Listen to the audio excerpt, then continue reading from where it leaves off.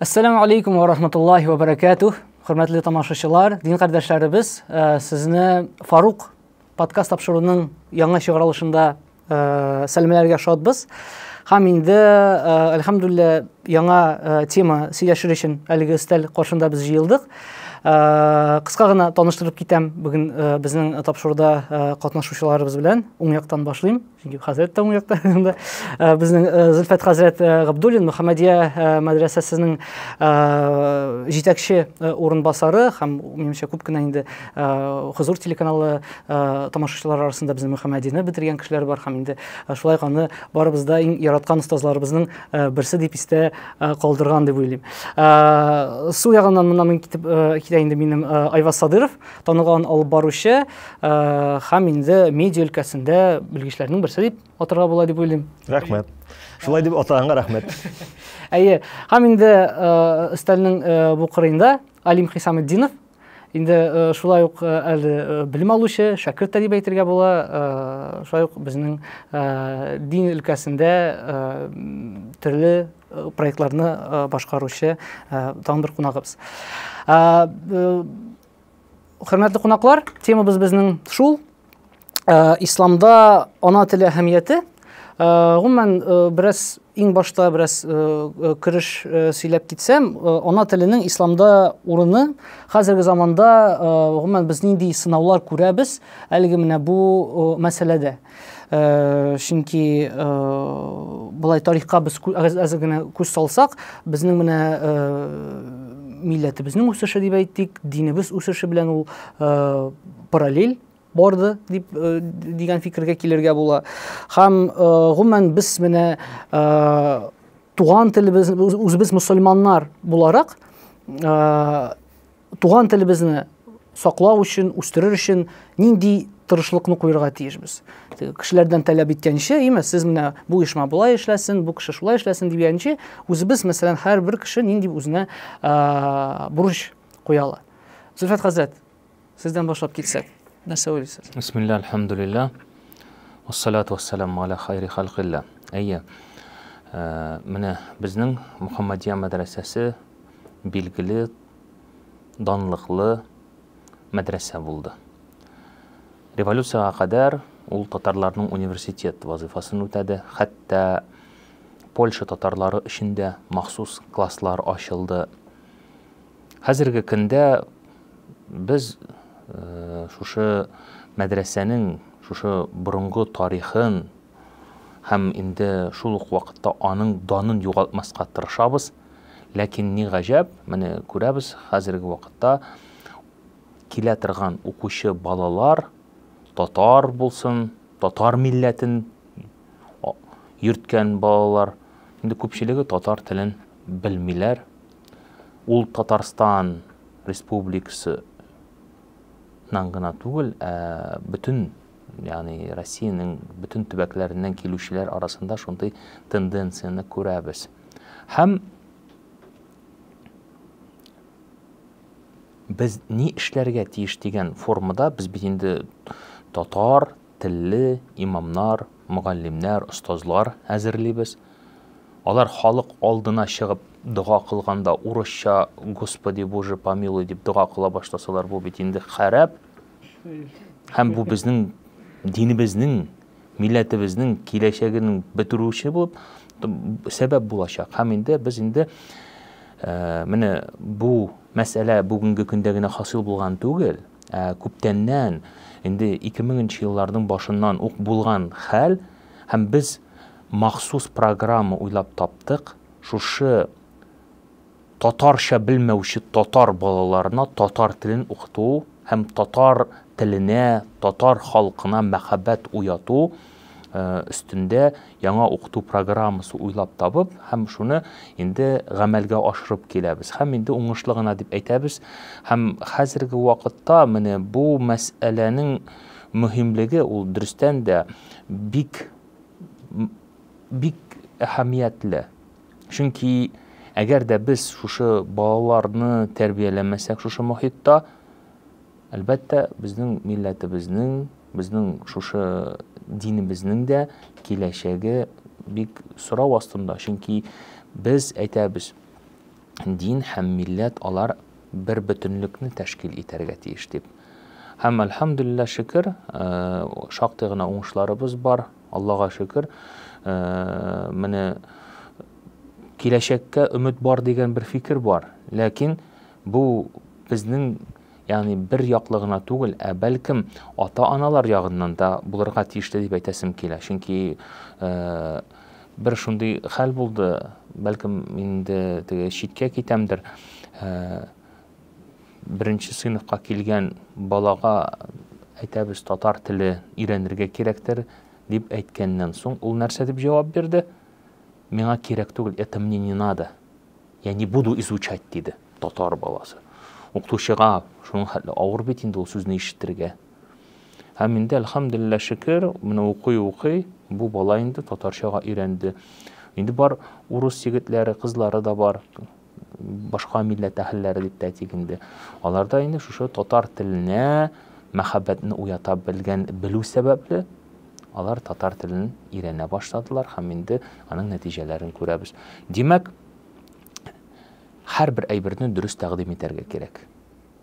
Телебезне дә, шушы милләтебезнең мәхәббәтне дә без уята алсак, иншаллаһ тәала эшләребез уңышлы булыр дип өмет итәбез. Хәзер рөхсәт бирсәгез, сорау бар иде. Сезнең Мөхәммәдия мәдрәсәсендә гыйлем нинди телдә процентлы бәлки каранда алып барыла? Тел безнең уставта язылган, устав безнең документ бар, теге укыту процессы ул мин теләгәнчә бара дигән сүз түгел. Бар Россиянең кануны, закон об образовании дип әйтәбез. Бар устав шушы законга әйтелгән, нигезләнеп төзелгән. Һәм шушы уставта безнең әйтелгән, безнең мәдрәсәдә, безнең уку йортында дип әйтгәндә, дәресләр татар телендә, урыс телендә. Рус теле ул без инде теге дәүләт теле буларак инде безнең җаваплылыгы ул татар теле, урыс теле һәм гарәп телендә укытыла. Һәм инде ул башлангыч сыйныфларда күпчелек фәннәр инде шул татар теленә басым ясала, инде югары сыйныфларда ул гарәп теленә инде басым ясала. Чөнки безнең мәдрәсәнең дә спецификасы именно бәлкем гарәп теленә яхшырак үзләштерү һәм инде шуның белән инде әлбәттә Коръәнне һәм башка шушы югары фәннәрне аңлау тора. Мин нәрсә өчен генә сорыйм, менә быел Аллаһ рәхмәте белән мин гариза бирдем Казаныбызның 1000 еллык мәдрәсәсенә шәкертлеккә. Шуңа күрә менә Алла берсә тиздән укулар башланырга дип тора. Һәм сорау туа, нигә Мөхәммәдия мәдрәсәсе? Хәзер аңлатам. Бу сорауда түгел, гомумән үземнең шушы мәдрәсәгә килеп ләгүмне аңлатасым килә. Билгеле булганча безнең 1000 еллык мәдрәсәнең ректоры Ильяс Хәзрәт аның кадгый карашы бар безнең телгә карата, безнең тел һәм дингә карата дип әйтим, димме? Теге хәтта ул беренчеләрдән булып вәгазьләрдә, мәчетләрдә татар телендә барсын дип шундый шигар белән чыккан һәм кайсыдыр ягы белән әлеге фәлсәфә, әлеге фикер миңа туры килде. Чөнки мин гыйлемне аласым килә тулысынча татар телендә. Һәм беләсезме, хәтта мин берникадәр үзенчә үлчәүгә дә куйдым. Мин Мөхәммәдиягә дә бик нык керәсем килгән иде. Әмма мин шулай белештем, сораштым, нинди телдә укыталар дип. Һәм барлык телләр татар телендә укытылганын белгәч, мин инде үземнең сайлавымны шул мәдрәсәгә. Беләсезме, ул безнең кичке һәм читтән торып уку бүлекләрендә бөтен фәннәр татар телендә. Бу көндезге бүлеккә генә кагыла торган сүзләр. Чөнки без яшьләр турында сөйләдек, димәк, балалар, бу бит инде 9нчы сыйныфны, 10нчы, 11нчы сыйныфны бетергән балалар, алар төбәкләрдән килгәннәр. Һәм инде бәлкем әйтик, мәсәлән, бу без инде ничектер тел ягыннан мәдрәсәләргә кирип киттек, бик кызыклы гына формада. Анысы бик кызык, анысы әлхәмдүлилләһ шөкер. Менә бу мәсьәләгә минем карашым, менә бу яшьләр, менә уйлап карыйк, яшьләр. Хәзерге вакытта Россия күләмендә шушы типле дини белем бирү һәм шул ук вакытта милли аңны тәрбияләүдә менә тотып алып, менә шушы уку йорты, менә шушы өлкәдә иң яхшы билим, дини билим һәм шушы милли аңны тәрбияли дигән рейтингны үткәрсәк, аның нәтиҗәләре ачык булыр иде. Мин бер мәдрәсәне дә хурлыйсы һәм аны күтәрәсем килми, ләкин сорау туа. Тик мәсәлән, менә безнең Казан шәһәребездә күпме уку мәктәптә, кайсы мәктәптә татар телендә дәресләр бирелә. Мин белгәнемчә ике мәктәпне генә беләм мин. Бәлкем мин белмимдер төпләбрәк. Әмма дә ләкин татар теле дәресләре укытыла икенче татар гимназиясендә Шамил Усманов урамында урнашкан һәм инде Мәрҗани исемен йөртә ул мәктәп һәм инде Камария Зиннуровна да күп еллар. Минем балаларым алар һәммәсе дә шунда укыйлар. Аллаға шөкер. Хәзер инде анда директор итте, алышынды һәм ул тоже шул ук фәлсәфәне дәвам итә. Һәм шулай ук Казанның ялгышмасам теге Фучик урамында ниндидер 100дә ничәнчедер мәктәптә шулай ук татарча укытыла дигән хәбәрем бар. Ләкин менә шушы балалар, мәктәпне укып бетергән балалар бөтенесе татар телендә беләме дигән сорауга белмиләр. Монда мин ничектер сезгә гаип итеп әйтүем түгел. Юк, мин аны түгел. Тел мәсьәләсендә без бит тел мәсьәләсен күтәрәбез. Һәм миңа менә әгәр дә минем фикерне сорасаң, Тимерхан Әйе. Сезнең фикерегез. Шуннан да бик мөһим, менә тел белән диннең айрыуча әле формулашмаган уйларда бергә баруы. Менә мин әйтик мәсәлән, шулай ук баламны да, менә нәрсәс кирәк дип сорадыгыз бит сез беренче чиратта. Без нәрсә эшли алабыз дәүләттән тыш? Монда нидер популистик фикер әйтермен мин әлбәттә. Гаиләдә, менә мин этик кеше буларак, кызымның алга таба менә шушы тел һәм дин мәсьәләсендә үсешен ничек алып баруын программаштырып куйдым инде. Әйтик мәсәлән, хәзер ул минем сабыйлар бакчасы, шәхси сабыйлар бакчасы сабыйларга йөри, анда тел һәм дин бер тигез алып барыла. Аннан соң шулай ук мин икенче гимназияның мәктәпне шунда дәвам итүен күрәм. Аннан соң әлбәттә аның никадәр генә куркыныч янаса да, дөресрәк куркыныч яңгыраса да, аралашу даирәсен, фикерләшү даирәсен контрольдә тотмакчы булам. Ягъни мәсәлән, шул ук сәләт лагере, бәлки татар яшьләре, егетләре, кызлары һәм дин ягыннан әлбәттә инде фикер йөртә ала торган егетләр, кызлар янында, аеруча кызлар янында йөрүен күрер идем. Мин алдан әти буларак моның өчен җавап бирә алам дип саныйм. Нәрсәгә? Әйе, мин моңа җавап бирәм һәм моны бер кадәр әле белмим. Әле минем кызым кичкенә, менә уллары, кызлары булган. Сез ничә яшь хәзер? Балаларыгызга? Төрлесе бар. 22 яшь. 22 яшь. Сез менә караганда әлбәттә практиканы үткән кеше, ләкин менә мин аның никадәр куркыныч икәнен аңлыйм, бигрәк тә хәзерге җәмгыятьтә. Мин сезне хуплыймын. Дөрестән дә куркыныч. Менә сүзегезне бүләм, әйме. Минем беренче баламны бирдек беренче гимназияга, автовокзал янында бар иданда беренче татар гимназиясе. Анда укырга керде беренче. Хәзер юк бит. Юк, хәзер юк. Хәзер ул башка беренче гимназия дип атала, әмма татар гимназиясе түгел. Авал ул татар гимназиясе диде. Һәм шунда укый башлагачтан беренче, икенче сыйныфны укый башлаганнан соң бик татарча гына җиңел генә кабул итеп китте дә, мен әйтәм, әллә ялгыш бирдек мәллә, бу бигрәк җиңел бара дип. Моны без башка мәктәпкә күчердек һәм инде менә шушы күчерү соңыннан балага бик каты тәэсир итте. Урыс мәктәбенә күчеп, урыс мәктәбе дигән сүз инде ул теге утрированный итеп әйтелгән инде, шундый теге. Әмма дә ләкин шундагы мөхит һәм шундагы балаларның үзара ние аңа бик авыр тәэсир итте һәм инде бик авыр алып барды. Укуда үзгәрде һәм инде шулай итеп аралашу системасы да үзгәрде. Дөрестән дә балаларның мөһим шулай ук кем белән аралашуы. Мин мәктәпне белешергә барганнан соң инде калган балалар буенча инде мин мәктәпкә кердем.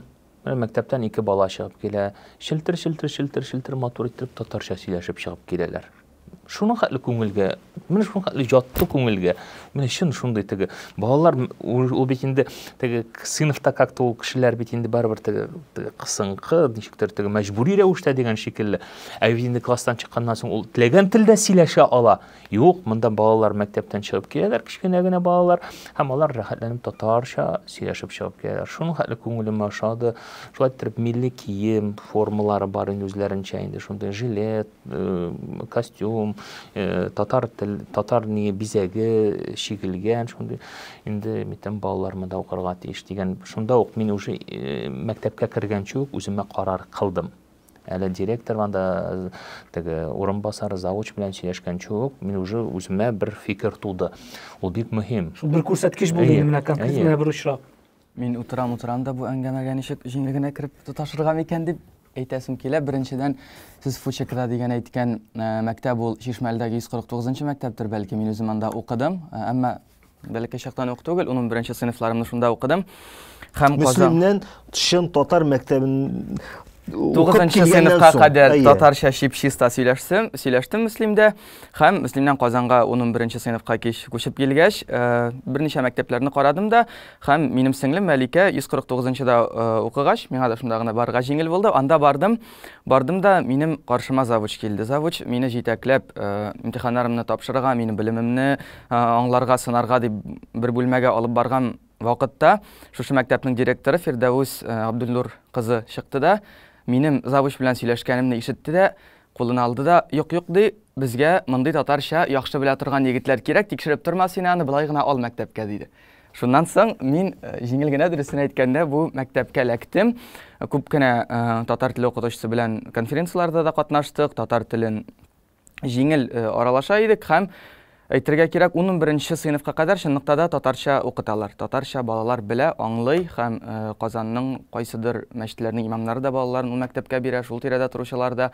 11-дән соң инде татарча юк. Һәм минем башка бер фикерем, без үзебезнең аралашуны Казан белән генә чикләмибезме? Казанда шундый хәл. Районнарга чыгыгыз, мен күп йөргән кеше татарча чиста сөйләшәләр. Мин менә бу җәй көне авылда эшләп йөрим, ишек алдында 2 бала үтеп бара. Авыл балалары рәхәтләнеп русча сөйләшәләр.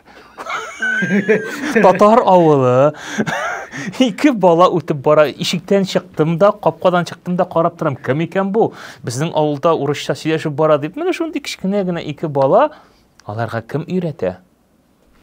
Мындай да аңлашыла, элек бит урыс балаларын, урысча сөйләшкән татар балаларын авылга кайтарып җибәрәләр иде каникулларга. Анда азмы күпме татарчалаштыралар иде. Татар телен сеңдерсен дип. Һәм бу практика кайбер чакларда уңышлы була иде. Ләкин бар иданың кире мисалы, шул урысча сөйләшкән бала әле азмы күпме татар баласын рус теленә өйрәтеп китә иде, әйме? Теге вирус кебек. Ләкин әлеге вирус бүгенге көндә рус телендә сөйләшкән баланы кайтарга кирәкми авылга. Барып тик әлеге баланы контрольдә тотмаска гына кирәк. Чөнки баланы син чыгарып җибәрәсең икән, гомумән алганда иреккә бала рус мәгълүматны рус телендә ала, телевидение рус телендә, интернет рус телендә, үзара рус телендә сөйләшә дә, аның өчен ул инде фикерләү һәм сөйләшү теленә әйләнә. Мин ирек дип әйткәндә, ирек дигән сүзем нәрсәдә?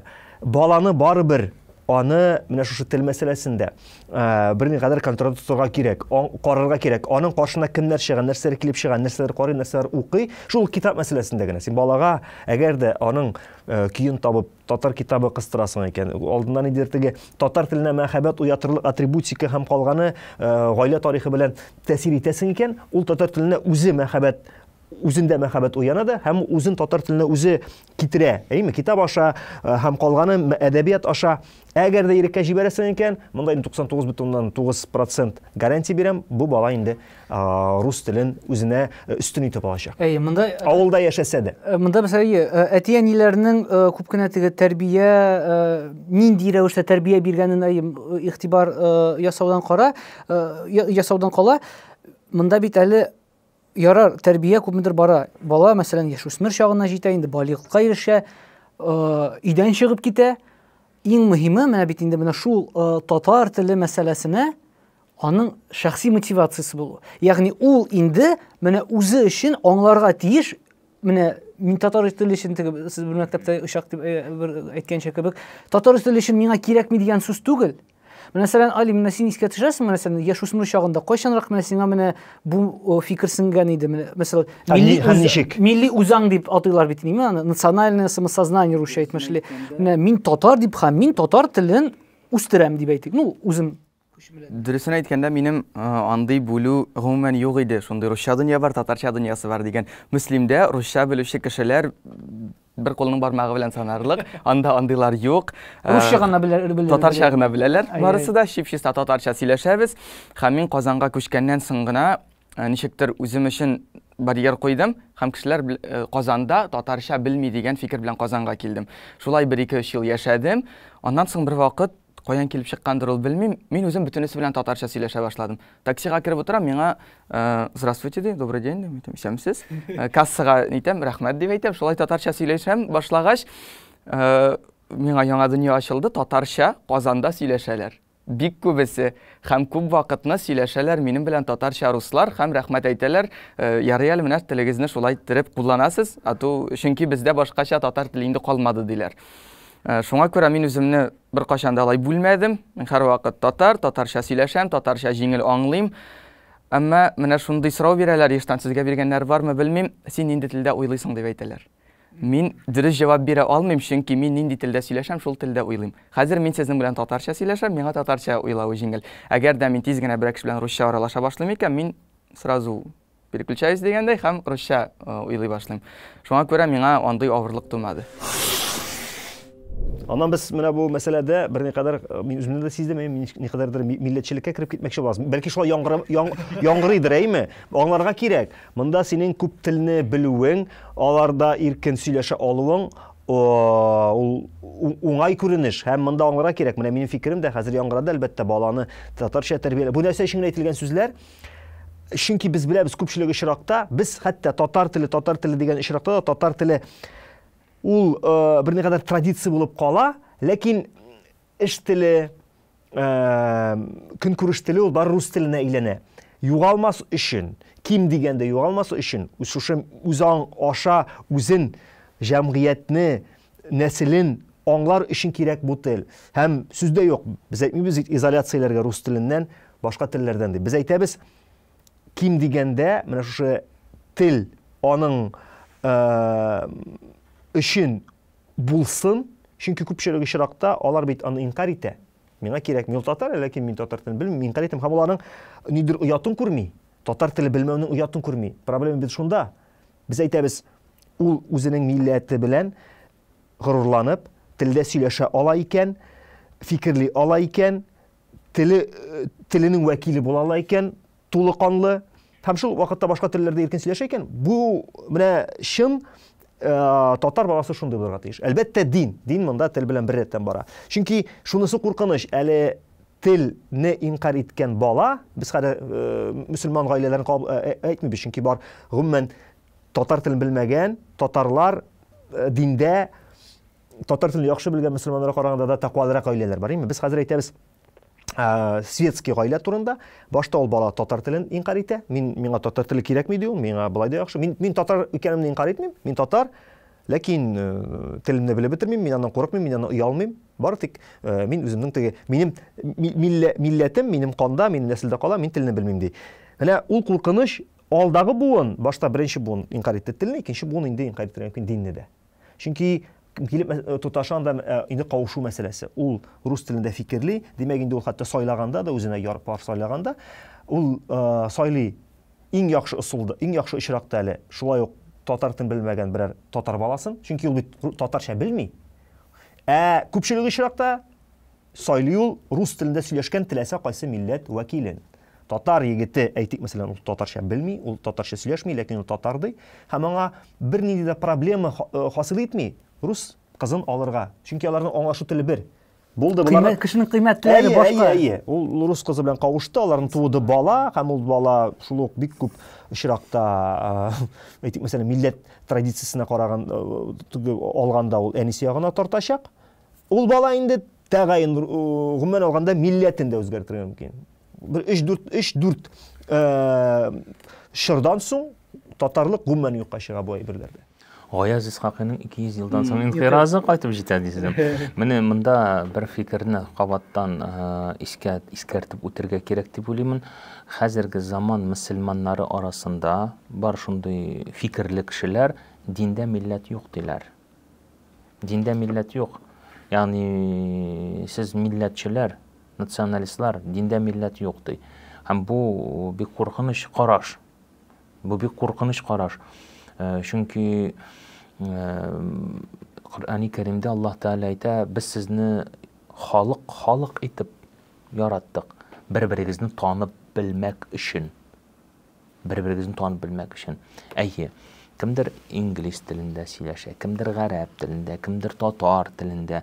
Һәм инде үзеңнең телеңне белү ул синең шундый үзеңне яратуыңны күрсәтә. Үзеңне яратуың. Телеңне белмисең икән, син үзеңне яратмыйсың. Милләтеңне яратмыйсың. Халкыңны яратмыйсың. Илеңне яратмыйсың.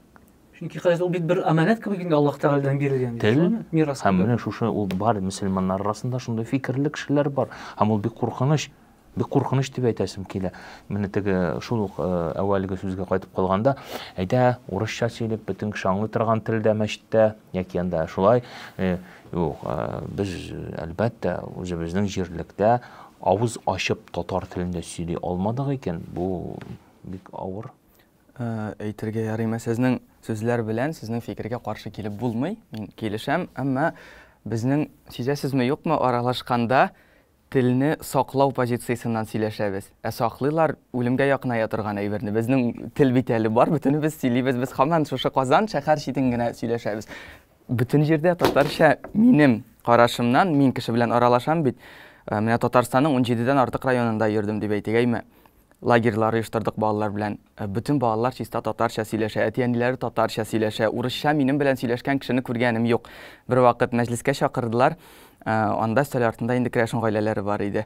Аларда диннәре башка булса да, кайбер татарлардан яхшырак, чистарак сөйләшәләр татарлар турында әйтәсең шин. Әйе. Алар беләләр инде. Шуңа күрә әйтәм, Аларның дуларында татарча. Без нигә телне югалту позициясеннән сөйләшәбез? Ул бит югалмый. Караштан чыгып эш итсәк, безнең югалту карашыннан чыгып сөйләшү һәм ниндидер прогнозлар ясау бу очракта дөрестер. Мин хәзер галимгә бәлки ничә яшь әле? 23. 23 яшьлектә мин дә чыннан да максималист фикер белән фикер йөрткәндә, чыннан да тел минем өчен тоела иде. Тагын нәрсәдән сакларга була. Мин сөйләшәм, минем әтием сөйләшә, мин гаиләдә, минем мөхиттә татар, ләкин чыннан да дөньяны бара белә башлагач, азмы күпме теге сәясәтнең, җилләрнең кайсы яктан искәне белә башлагач, чыннан да бу телне саклау позициясеннән сөйләшү дән качып булмый дигән фикер. Син телефоныңны üstüne sticker yapıştırdın, артына sticker yapıştırdın. Ne için? Saklav için. Минем аңа карамасам телеграмында татарча. Анда бит түгел. Юк, бит менә шул саклау, бит үзеңә кадерле булган әйберне саклыйсың дип әйтәсем килә. Үзеңә якын булган әйберне саклыйсың. Теге, әгәр ул сиңа шит ят әйбер икән, Монда хәтта шит ят дигән сүздән чыгып түгел, галимне әйтәсе килә, монда аның кадәр куркырлык вазгыять юк әле дигән кебек фикер бар. Мин шулай уйлыйм. Беләсезме, бер генә фикер, татар телендә бүгенге көндә безнең көнкүреш теле буларак кулланып буламы? Без чыннан да без бүгенге вакытта нинди чорда яшибез? Без татар теле турында сөйләшәбез күбрәк милли атрибут буларак. Ләкин көнкүрештә сөйләшү теле бигрәк фән теле буларак без татар телен кулланмыйбыз. Без дип әйткән җәмгыять, безнең җәмгыять кулланмый аны көнкүрештә. Нәрсәгә дисәк? Кызыклы вакыйга. Моннан берничә ел элек Мәскәүгә барырга туры килде. Мин татар теленең фазиләте, өстенлеге турында әйтәмен хәзер, әйме? Мәскәүгә барырга туры килде, бер конференцияга, бер җыелышка, отельгә кирип урнаштык. Нәрсәдер җитми бүлмәдә инде, силгеме юк инде, яки анда башка берме чакырырга булдык, хезмәткәрне. Бер килде, кыргыз кызы. Мин моңа урысча әйтсәм булмый икән, белмәс инде дип, татарча моңа яхшылап әйттем. Бу аңлады, сөенде. Аңлаганы. Ул бит инде аның телендә, без бит төрки телдә.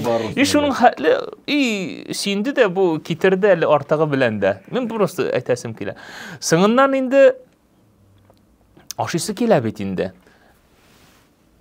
Супермаркетме, гипермаркетме бер кибеткә кирдек дә инде. Нәрсә ашыйбыз дип әйтәбез. Ашарга кирәк әле, кичкә төшкә ашка хәтле, анда күп вакыт бар. Шуны алдык та инде салат алырга булдык. Анда салат салучы теге нәрсә дип әйтергә инде. Вроде бы әйтсергә урысча ничек дөресрәк әйтергәме дип инде карады. Салат салыгыз әле дип. Татарча дип әйттегез. Ничектер үзеннән үзе чыгып китте. Сез татарлармы әллә диде. Горький татарлары кыз булды. Кем белгән, Галияме, Фәридәме? Теге безгә рәхәтләнеп сөйләп, татарча бөтен, менә, алай дисәң, Мәскәүдә дә рәхәтләнеп татарча сөйләп йөрергә булды. Менә соңгы тапкыр хаҗга барганда, таможняда шулай ук тикшергәндә инде бер хатын кыз ишенде, ни шулай ук. Вы из Казани-мы дигәндә дә паспортта күрә. Әйтәм, әйе. Рәхим итегез. Вот он тоже рәхим итегез дип җавап бирде. Шулай әйтеп, прямо ничек тибә тикмәнде. Вот менә ул әлбәттә татар теле югалмый. Менә безнең башкалабыз дип әйтекмәнде. Бөтен минең анда да рәхәтләнеп татарча сөйләшергә була. Әмма дә ләкин монда бит нинди фикер? Фикер шунда, һәр кеше үзенең менә шушы милләтенең, теленең әһәмиятен белеп, аңлап, аның кыйммәтен сакласа, әйбәт булыр иде. Һәм шул ук вакытта бит әле шул ук вот безнең икенче тарафны алыйк, әйтик, мәсәлән, мәдәният өлкәсенә күчик, да? Мәдәният өлкәсенә күчсәк, яшьләр менә бу музыка дип әйтик, тыңлый бит инде. Безнең яки шушындый хәзерге заманча креатив тапшырулар, яки яшьләрне кызыктыра торган шаралар, шул ук хәзер татар телендә барамы, юкмы? Мин алай артык юк, күп әйберне күргәнем юк. Алар булса да, алар күпме соң алар? Балар бар, менә шунда гына тулы канлы татар теле бүгенге көндә, шунда сез әйткән мәдәният өлкәсендә һәм азмы күпме әдәбиятта гына бардыр. Көнкүрештә ул юк. Менә әйтик, мәсәлән, шу сез әйткән, сез шуннан да фикерегезне дөрес әйтәсез. Нидер контент, интернет контент. Без бит яшерен батыр түгел, сезнең подкаст. Бу подкаст безнең, әйме?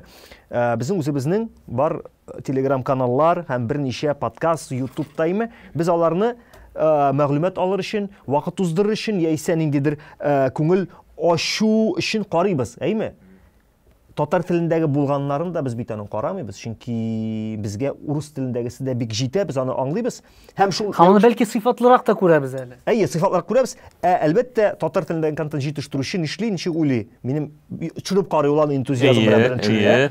100 просмотр 100 карауны күрә дә, мине карамыйлар, туктата. Чөнки аның караучы юк. Үзебез үк карамыйбыз без аны, әйме? Мәдәният өлкәсендә менә бердән-бер дип юнәлештә әйтәм, чөнки базар мөнәсәбәте буларак концертлар бара, аларга киләләр. Аннан экономик рәвештә файдасы бар, артистлар акча эшли, тагын гастрольлек эшчәнлеген дәвам итә.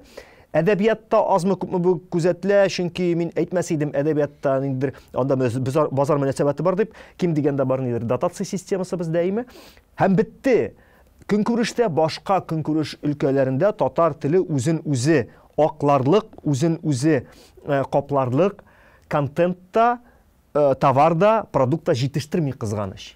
Кызганыч, менә шул турыда сүз бара. Тел кайчан ул тулы канлы була ала, җәмгыятьнең һәрбер өлкәсендә, һәрбер тармагында кирсә һәм аның турыда уйламасын. Аның турыда уйламау дигән фикер нәрсәне аңлата. Менә без йөрибез гадәттә, әйме? Йөрибез һәм менә мин уң аягым белән йөрим, менә мин сул аягым белән йөрим дип йөрмибез бит. Без табигый рәвештә йөрибез. Без уйламыйбыз. Безнең бу система безнең фикерләүгә буйсынмый. Ул йөри. Кызганыч, менә телнең бетүнең бер күрсәткече нәрсә? Телнең бетүнең күрсәткече. Без тел турында уйлыйбыз. Тел сакларга кирәк. Тел кирәк.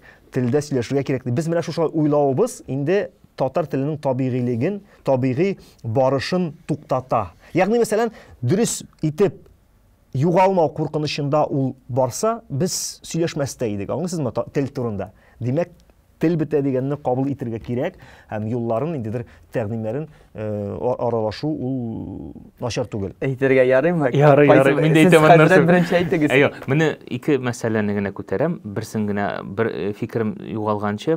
Беренчесе, менә минем кичкенә генә үземнең Telegram каналым бар, реклама yüzünden түгел. Ләкин мин анда инде үземчә тырышып булса да, теге әзрәк кенә татарча язып, татарча мәгълүмат анда теге аудио булсын яки шул ук вакытта мин дини мәгълүматлар куярга тырышам инде, әйеме?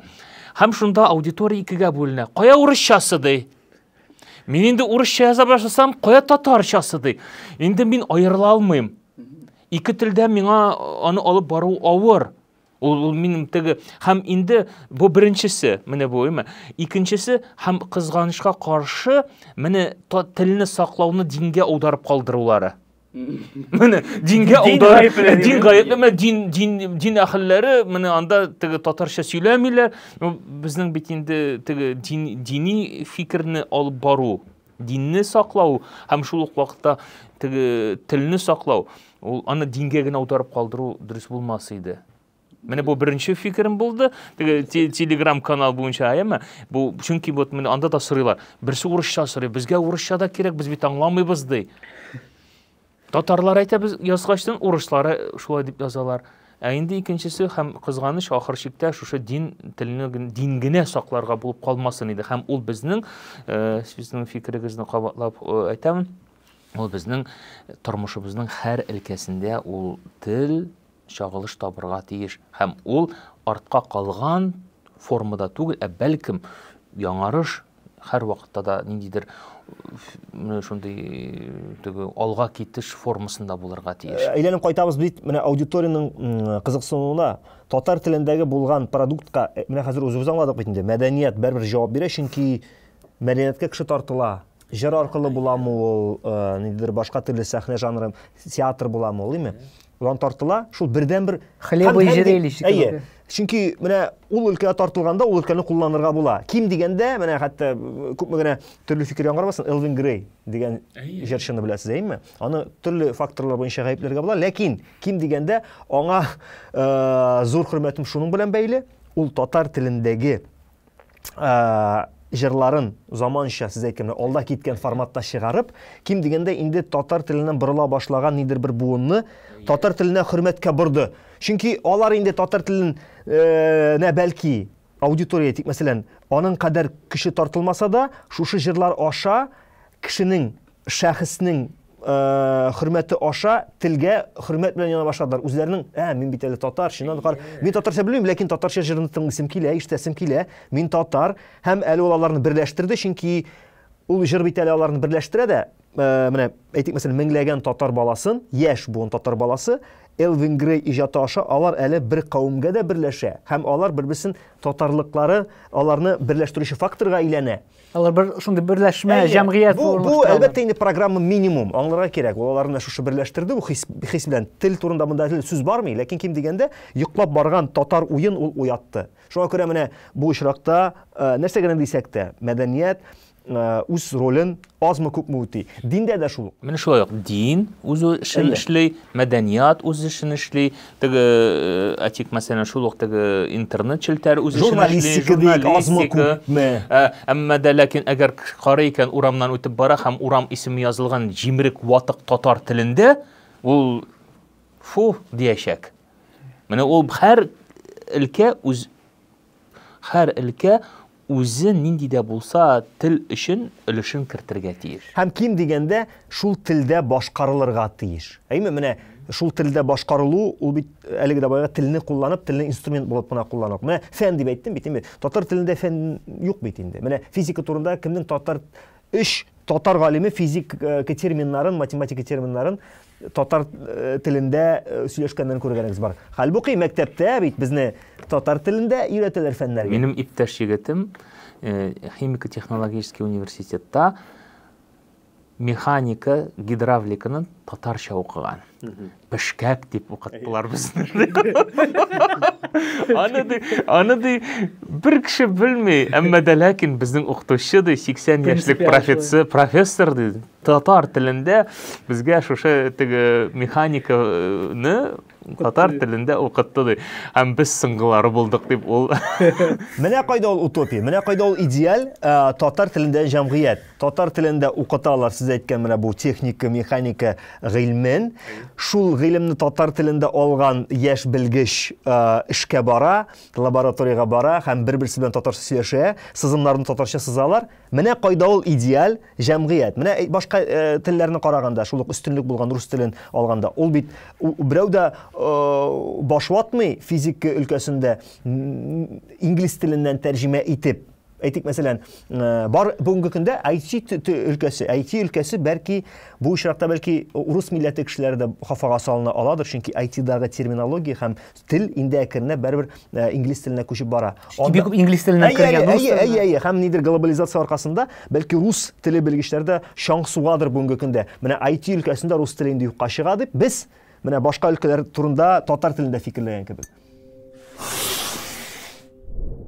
Минем әйтим инде теге вакытны әйтермен дигән идем, шулай калды. Үземә менә соңгы бер 15 минут безнең аралашудан 3 тезис бүлдем. Бу стилдә аерылган бер кешегә әйләнеп беттем инде, шундыйрак тел бар, әле ул бетми дигән кешегә. Беренчедән чынлыкта да телеграм каналлар, миндә реклама ясыйм инде алайсаң, минем дә бар каналым. Анда мин сез сүзнең башында әйткән идегез бит, күп кешеләр әйтәләр, телдә теге милләт юк, дин юк дип әйтәләр. Дин түгел, тел. Һәм андыйларның берсе ул мин дип әйтә алмыйм, әмма мин шундый бер тапшыруымда, шундый бер пост язганда мин яздым. Менә шулай дин ул дин, әмма бер тел белән генә динне аңлатып булмый, шулаймы? Дин чөнки ул бик обширный бер бөтен галәмгә җибәрелгән, тел ул һәрбер кавымның, һәрбер нәселнең үзенең бер бәләкәй генә ние урын алып тора торган әйбере дигән атрибутикасы була, алай әйтергә. Һәм менә мин яздым. Мәсәлән, җомгалар вакытында безнең татарча сөйләшүебез ул кирәк, ул чынлыкта да бик зур. Вагазның татарча барлыгы дип әйтәсең килә. Сөйләшү җомгаларында сөйләшү. Үзбәкләр Аллага шөкер аңлыйлар, әйме?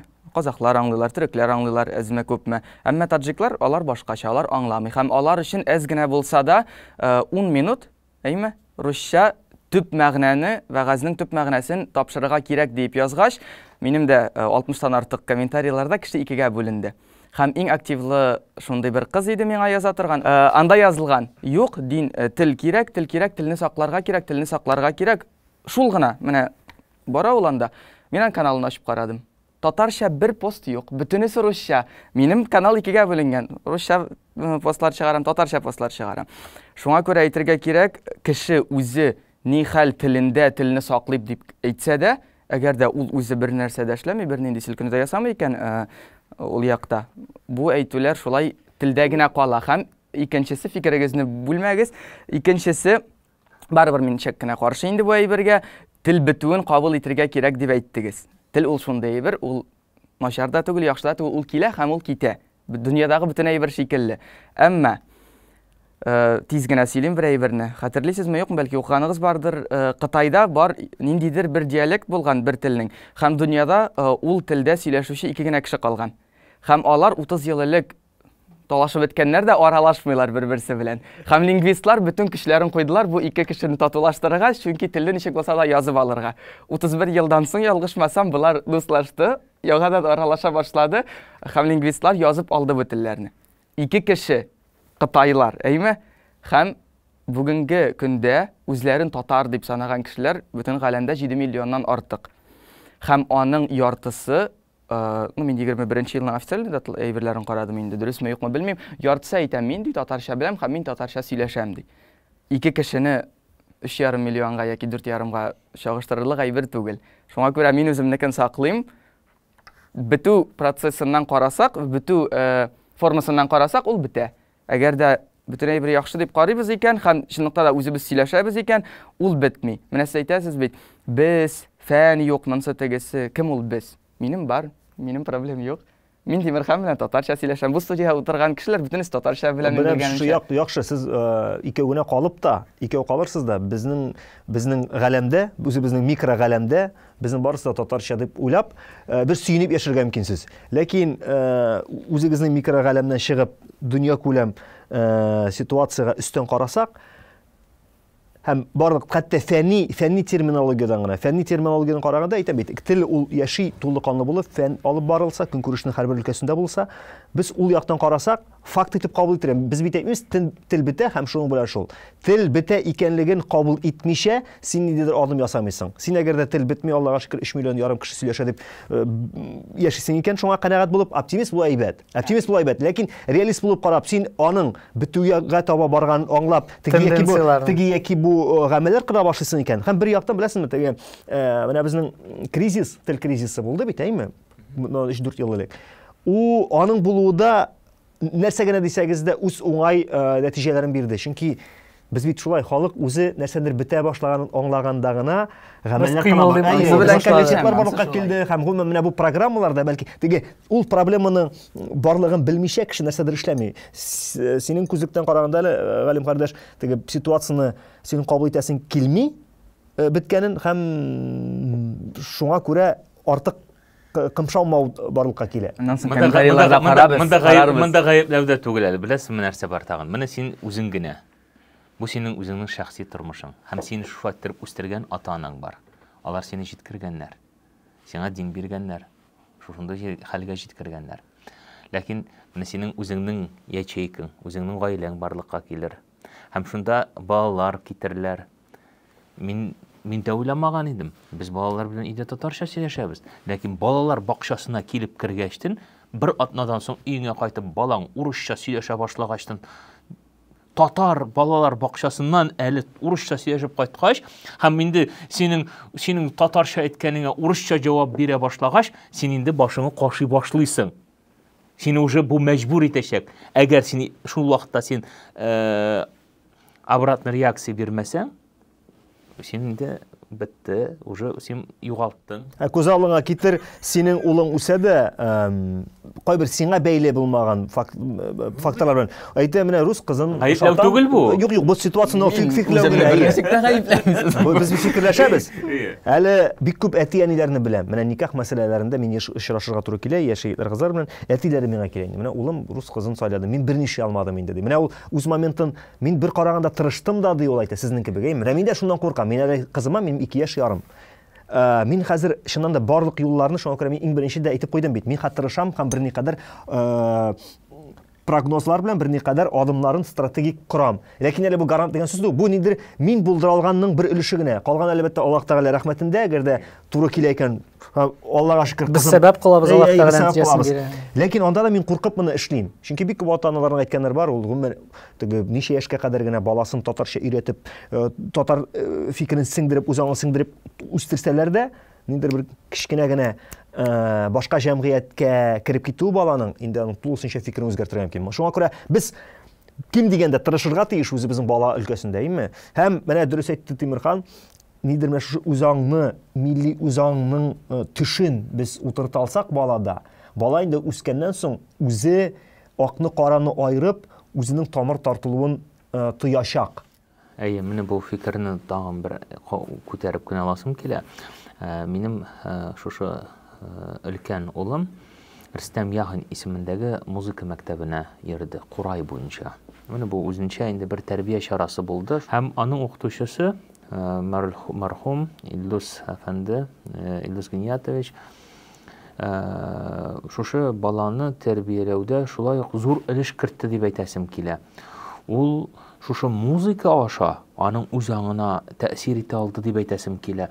Ул менә татарның композиторлары, менә минем укучыларым Лондонда, там Парижда, шулай итеп татар балалары итә дип. Һәм шул ук вакытта улар белән музыка белән генә сөйләшмәде, әңгәмә алып барды. Мин бирә алмаганны ул аңа бирә алды дип әйтәсем килә. Ул 22 яшь, әйтәм, мәсәлән, ул Казанда үсте, Казанда туды һәм ул әлхәмдүлилләh татарча сөйләшә, татарча аралаша. Аның мин әйтәм, әмма дә ләкин бу андый кешеләр, мәрхүм дип әйттем. Андый кешеләр хәзер бик табып булмый. Аз. Инде фикерегезне тутырып әйтәсем килә, бәлки шунда да ремарка ясыйм, бәлки миңа шулай тоеладыр, чөнки мин үземне шәһәр белән генә чикләмим. Мин бит инде бәләкәй чактан татарча сөйләшәм дип әйтим, бәлки мин шуңа күрә аптырыймдыр сезнең бу борчылуыгызга, татар теле сакларга кирәк дип сүздә юк, кирәк. Тел ул бик зур байлык. Шуңа бәлки аңлап бетерә алмыймдыр, чөнки сез әзрәк кысынрак шикләрдә үстегез, ә мин юк. Монда беләсезме, хәтта мәсәлән тарихка бераз кайтсак, менә бу мәсьәләдә, менә тел белән кагылышлы мәсьәләгә мин гел бик танылган Шиһабеддин Марҗаниның сүзләрен искә төшерәм. Өч әйбер, име? Ул аның сүзләре ул билгеле. Өч әйбер ди, диндә юк ди, әмма дине саклый. Ул милли тел, милли кием һәм милли гореф-гадәтләр. Әгәр дә без шулай ук инқилабка кадәр чорга кайтсак, Һәм андагы менә сакланган бит инде алар тарихи фотолар, безнең теге нидер хезмәтләр, шул вакытларда язылган көндәлекләр һәм гомумән менә шундый вазгыять ул бар иде һәм барыбер менә Шиһабеддин Мәрҗәниның да шундый сүзләр әйтү аның сәбәбе дә бар иде. Чөнки менә күптән генә түгел, менә телеграм каналларын күп атадык инде, менә Шиһабеддин Мәрҗәниның тормышыннан бер хәлне искә төшерделәр. Үз вакытында ул вакытта да бит инде без барыбер Россия империясының бер өлеше, бер губернасы буларак төрле менә шул руслаштыру сәясәте ул барган иде.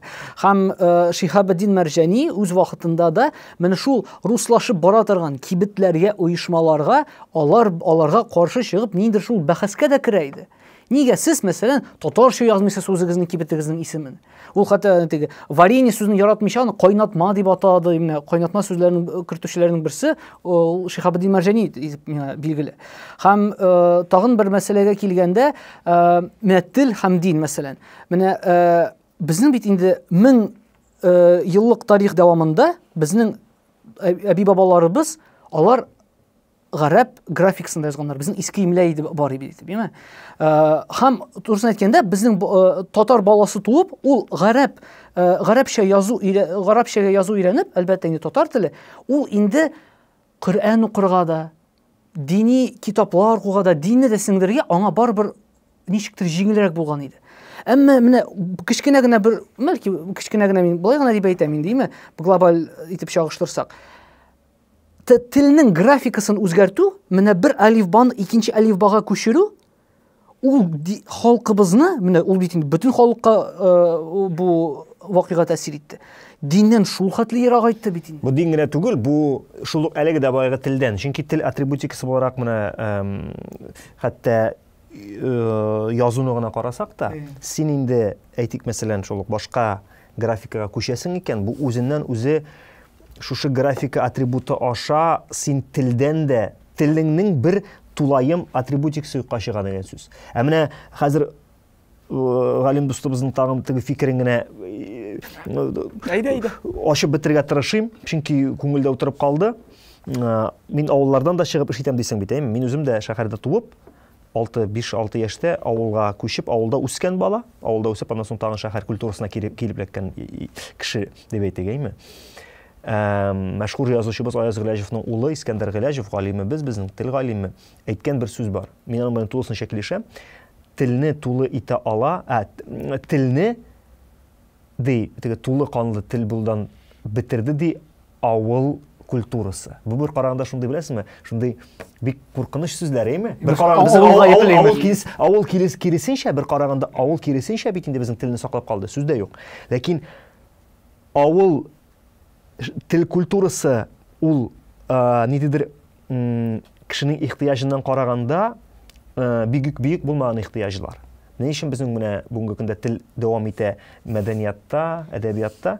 Чөнки авыл гаепләп әйтүем түгел. Авылда үскән, авылда тәрбияләнгән кеше өчен менә бу Маслоу пирамидасы буенча караганда да ихтыяҗлар берничә төрле. Берничә баскыч. Баша биологик кандай ихтыяҗлар, социаль ихтыяҗларга кагылышлы өлкәләре тел бар.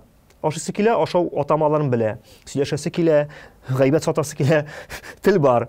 Мәдәниятны, җырлар, тынлысы килә, концертлар килә, тел бар. Әдәбиятта азмы күпме бар. Ләкин авыл кешесе бит ул бөек темалар турында сөйләшми.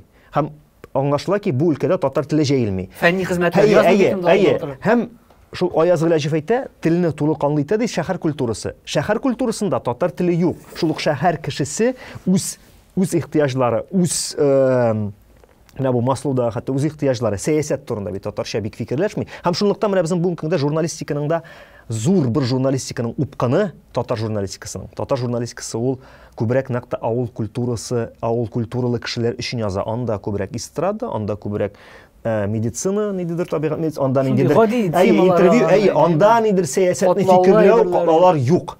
Шулай итеп без, менә галим, син фикерең буенча, син авылга кайтасың, районга кайтасың, бик рәхәтләнеп сөйләшәләр, ләкин аларның сөйләү темалар киңлеге ул бер шикләнгән. Һәм кызганыч, әлбәттә юк. Кичиттән карап торганда бик матур татар сөйләшәләр, ләкин тел белән сөйләшү, телнең булуы ул бит әле Аның сөйләшү белән генә бәяләнми, ул аның нинди темаларга сөйләшә алуы белән, аның нинди өлкәләргә кирип китә алуы белән бәйле. Ике әйбер. Һәм шуннан чыгып эш иткәндә, без барыбер мактана алмыйбыз безнең телебезнең бүгенге көндә менә сез әйткән заман белән бергә баруын.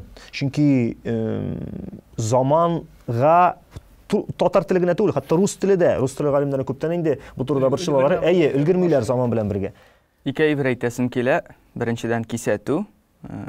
Авыл халкы сезне комментарийларда җимерәчәкләр. Ләкин икенчесеннән әйтим, графика турында сөйләдек, әйме, ул проблема, ул бар. Шуңа күрә тегет 1 минут истим мин аның хәл итер өчен. Мин бүгенге көнне иске татарча язылган, иске имләдә язылган китапларны тәрҗемә итәм. Әлегә әкрен эшлим, теге 2 сәгатьне 6 бит тәрҗемә итә алсам яхшы. Һәм чынлыкта да Тимерханның гына мин фикерен тулайымрак ачасым килә. Бик еракка дин ягыннан ыргытты безне шушы графика алмаштыруы. Менә мин әз генә Төркиядә укып алдым һәм укыган вакытны фарсыча сөйләшү Ирандагы дусларым бар иде. Алар белән хәреф бөтенесе шулу гарәпчә динне аларга җиңелрәк алырга, белергә һәм кабул итәргә бик нык ярдәм итә. Безгә чынлыкта да бу әйбер бик начар яктан ачылды дип әйтим. Әмма икенче яктан Аллаһ Тәгалә сынавы. Безгә тагын да без иншаллах бөтен әйбер нәрсә бар ул сынавы. Эшләргә бирә. Менә бу тагын бер шундый гына сүзне әйтәсем килә. Теге мәчеттә утырганда таҗик милләте халкы аңламый бит дигән. Базарга барып карагыз. Үзләренә кирәк тә бик яхшы сөйләшәләр. Апа, 15 сум, 20 сум. Хәтта Мәккәдә базарда да теге синнән акча алыр өчен 5 реал, 10 реал бөтенесен әйтеп бирәләр. Татарча матур иттереп. Кирәк булганда кеше үзенә белә. Ул аларны кирәк тапмый. Аларны мәчеткә килүенең дә алар үстән галочка төшсен дип кенә вагаз тыңлар өчен килмиләр. Намаз укыйм да китәм. Вагаз тыңларга дип килмей. Ул бит штулаңа тиешле, һәм ул шул тиеш булган өчен генә килә анда. Сине тыңларга килми ул анда. Һәм шуның өчен синең теге жыртып әйбереңне урысча сөйләвеңне алар тоже тыңламаячаклар.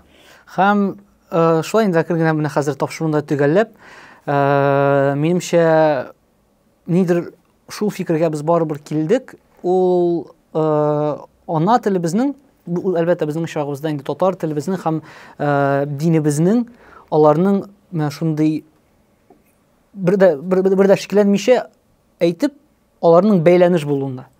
Аларның бәйләнеш булуында бер-берсенә нык тәэсир итүендә һәм инде әлбәттә һәрберебез без инде минемчә төрле өлкәләрдән төрле шундый җәмгыять өлкәләреннән җыелган кешеләр, әлхәмдүлилләһ һәрберебез ниндидер акрын адымнар эшли. Инде кичкенә проектлар булсынмы, зур проектлар булсынмы, аудиториясе кайсындыр зуррак, кайсындыр кичкенәрәк.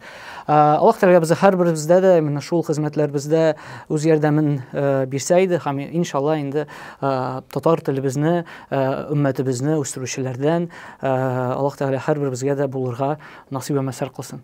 Барыгызга да бик зур рәхмәт ушбу тапшыруда катнашканыгыз өчен. Һәм инде әлхәмдүлилләһ тагын безнең Фарук подкаст тапшыруының бер чыгарылышы тәмам. Һәм инде киләсе тапшыруларда сезне хөрмәтле тамашачылар көтеп калачакбыз. Ассаламу алейкум ва рахматуллаһи ва баракатух. Мин тулайым бүтән фикерем белән сезнең якта, әмма бүтән передачада да минем кебек булыр кеше булырга тиеш. Настроениене үзгәртә торган. Әйе, чөнки сез әгәр дә бүтәнебез дә бер тавыштан әйе шулай дип утырсак, бер настроение белән генә ул кызык булмый. Ә мин әзрәк кенә ыргытып тора торган кеше кирәк. Әйдә хәзрәт дуа белән битрик. Пожалуйста. Беттишинде. Я имею в виду этот. كتاب من إلى يومين. الحمد لله رب العالمين. اللهم صل وسلم وبارك على سيدنا نبينا محمد وعلى آله وصحبه أجمعين.